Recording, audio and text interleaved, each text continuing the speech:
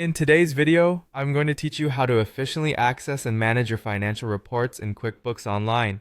Whether you're a small business owner or just trying to keep track of your personal finances, understanding these steps will prove invaluable. So let's dive straight in. First, we'll begin by logging into QuickBooks Online, which is the central hub for all your financial data. You'll want to open Chrome and navigate to the QuickBooks Online website at qbo.intuit.com. Once you're there, simply enter your email and password to log in. If you haven't set up two-step verification, it's a good idea to do so for added security. With that out of the way, you should now be on your QuickBooks Online dashboard. Now, to access the reports, direct your attention to the left-hand menu and click on the Reports tab. This is where you can access various financial documents needed for analyzing your business's performance. Let's proceed to run a balance sheet, which is a crucial report that provides a snapshot of your business's financial health at a given moment. In the report search bar at the top, type in balance sheet. You'll see several options, but for now, click on Balance Sheet Standard. Before running the report, take a moment to adjust a few settings if needed.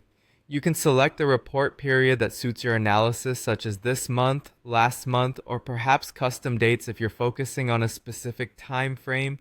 Additionally, confirm whether you're using the cash or accrual accounting method. Once you've set these parameters, click Run Report. QuickBooks will generate the report displaying your current assets, liabilities, and equity. Next up, let's generate a profit and loss report, sometimes referred to as an income statement. This report will help you understand how well your business is performing financially over a certain period. Just as you did before, type profit and loss into the report search bar and select profit and loss standard from the options. Adjust the report period to either this month, this year, or specific custom dates based on what you need to review. Again, choose your desired accounting method, cash or accrual. After setting these preferences, click the Run Report button. Now you'll have a clear overview of your income, expenses, and the resulting net profit or loss.